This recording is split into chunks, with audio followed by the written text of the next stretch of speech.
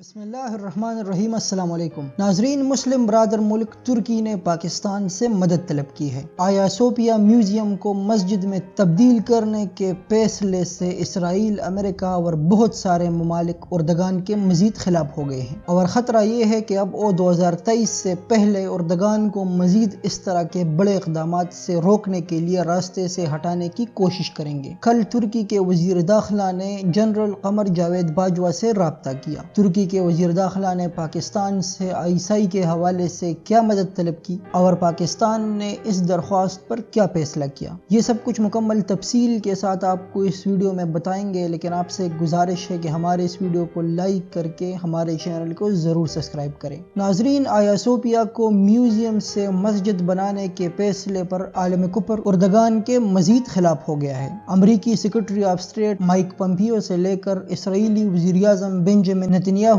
تک سب نے ترکی اور اردگان کے اس فیصلے پر شدید تنقید کی ہے، لیکن اردگان نے ان تمام لوگوں کی تنقید کو وقتی شور قرار دے کر مسترد کر دی ہے۔ اردگان نے آیا صوفیہ کو مسجد بنانے کے بعد خطاب میں کہا تھا کہ یہ شروعات ہے اور اب ہم مسجد الاقصی کو بھی آزاد کریں گے۔ رجب طیب اردگان کے ان اقدامات اور بیانات سے ان کے ارادے واضح ہیں۔ اردگان چاہتے ہیں کہ 2023 میں وہ ایک بار پھر خلافت عثمانیہ کے قیام کا اعلان کریں اور یوں دنیا میں ایک بار پھر لمبے عرصے بعد حقیقی اسلامی خلافت قائم ہو۔ یہی وجہ ہے کہ اسرائیل اور تمام اسلام دشمن قوتیں اب کھل کر ترکی اور اردگان کے خلاف میدان میں آ گئی ہے۔ رجب طیب اردگان کے مسجد اقصی کو آزاد کرانے کے بیان سے اسرائیلی حکومتی ایوانوں اور فوج میں کلبلی مچ گئی ہے۔ آپ کو بتاتے چلے کہ 1967 سے مسجد اقصی اسرائیل کے قبضے میں ہے اور یہودیوں کا سب سے مقدس مقام ویسٹرن وال مسجد الاقصی کے بالکل قریب ہے۔ یہ دیوار یہودیوں کے لیے اتنا ہی مقدس ہے جتنا مسلمانوں کے لیے خانہ کعبہ۔ ہر روز لاکھوں یہودی اس دیوار کے پاس آ کر عبادت کرتے ہیں۔ اس لیے اگر ترکی ایک بار پھر مسجد الاقصی کو اسرائیل سے لے لیتا ہے تو اس سے یہودیوں کی سب سے مقدس جگہ مسلمانوں کے کنٹرول میں آ جائے گی۔ اگر رجب طیب اردگان نے یہ کارنامہ سر انجام دے دیا تو اس سے یہودیوں کی شیرگ مسلمانوں کے ہاتھوں میں آ جائے گی۔ یہاں پر آپ کو یہ بھی بتاتے چلے کہ اسرائیل اور ترکی ایک دوسرے سے اتنے زیادہ فاصلے پر واقع نہیں ہے۔ رجب طیب اردگان کے ان ارادوں اور فیصلوں کی وجہ سے اسرائیل اور امریکہ کو علم ہے کہ اردگان آہستہ آہستہ مختلف طریقوں سے پوری عالم اسلام کو دنیا کفر کے خلاف اکٹھا کر رہے ہیں، اور یہی وجہ ہے کہ کچھ غدار مسلم حکمرانوں کے ساتھ مل کر اب اسرائیل اور امریکہ نے اردگان کو راستے سے ہٹانے کی کوشش شروع کر دی ہے۔ ناظرین، سعودی عرب کے شاہ فیصل کے بعد پہلی بار کسی اسلامی ملک کے رہنما نے امریکہ اور اسرائیل کو ڈائریکٹ چیلنج کرنے کی ہمت کی ہے۔ جب اسرائیل نے 1967 میں مسجد الاقصی پر پہلی بار قبضہ کیا تو عظیم مسلم رہنما شاہ فیصل نے تمام عرب ممالک کو ساتھ ملا کر یورپ اور امریکہ پر تیل بیچنا بند کر دیا تھا، اور کئی ماہ کے دھمکیوں کے باوجود بھی شاہ فیصل نے تیل کھولنے سے صاف انکار کر دیا تھا۔ امریکہ کے خلاف اس فیصلے کی وجہ سے کچھ ہی عرصے بعد امریکہ اور اسرائیل نے شاہ فیصل کو اس کے محل میں ہی قتل کرا دیا تھا۔ امریکی CIA اور اسرائیلی موساد کی اس خونی اور سازشی تاریخ کو مد نظر رکھتے ہوئے ترکی کو بھی اندازہ ہے کہ اب یہ خفیہ ایجنسیاں اردگان کو بھی نقصان پہنچانے کی کوشش کرے گی۔ اس بات کو مد نظر رکھتے ہوئے ترکی کے وزیر داخلہ نے فیصلہ کیا ہے کہ اردگان کی سیکیورٹی کے لیے دنیا کی بہترین اور ٹاپ ایجنسی ISI کی مدد حاصل کی جائے۔ اس حوالے سے پاکستانی آرمی چیف کے ساتھ رابطہ کر لیا گیا ہے۔ ترکش اخبار ڈیلی سبا کے مطابق پاکستانی سپہ سالار نے ترکی کے وزیر داخلہ کو یقین دہانی کرائی ہے کہ پاکستان اپنے ترک بھائیوں کو مایوس نہیں کرے گا اور اس حوالے سے پاکستان سے جو بھی ممکن ہوگا وہ کرے گا۔ امریکی اخبار دی نیو یارک ٹائمز کے مطابق پاکستان نے ISI کے 25 آفیسرز کو ترکی بھیجنے کا فیصلہ کیا ہے، جو فوراً رجب طیب اردگان کی سیکیورٹی کی تمام ذمہ داریاں سنبھالیں گے۔ ناظرین، یہ پاکستانی گمنام ہیروز کی کامیاب ترین تاریخ اور ISI دنیا کے ٹاپ ایجنسی ہونے کا اعتراف ہے کہ ترکی، جو کہ ہم سے معاشی میدان میں ابھی کافی آگے ہیں، انہوں نے بھی CIA اور موساد کے مقابلے کے لیے ہمارے ISI کا انتخاب کیا، کیونکہ انہیں علم ہے کہ ان ایجنسیوں کا توڑ صرف پاکستان کے پاس ہے۔ یہ اعزاز اللہ تعالیٰ نے پاکستانی ISI کو ہی دیا ہے کہ ہم نے دنیا کی 2 سپر پاورز امریکہ اور سوویت یونین کو افغانستان میں رسوا کیا اور سوویت یونین کو بنگلہ دیش کی آزادی میں مدد کے بدلے 19 ٹکڑوں میں تقسیم کر دیا۔ اب جب کہ ترکش صدر رجب طیب اردگان کی سیکیورٹی کی ذمہ داری کچھ وقت کے لیے ISI کے ہاتھوں میں آ گئی ہے تو امریکہ اور اسرائیل کو ضرور مایوسی ہوئی ہوگی۔ آخر میں اللہ پاک سے دعا ہے کہ ترکش صدر رجب طیب اردگان کو اپنے حفظ و امان میں رکھے اور ISI کے جوانوں کا حامی و ناصر ہو تاکہ عالم کفر مزید رسوا اور ناکام ہوتا رہے۔ آپ سے گزارش ہے کہ کمنٹ سیکشن میں ISI زندہ باد، اردگان زندہ باد اور پاک ترک دوستی زندہ باد کا کمنٹ ضرور کیجیے۔ ہمارے اس ویڈیو کو لائک کر کے ہمارے چینل کو سبسکرائب کریں۔ شکریہ۔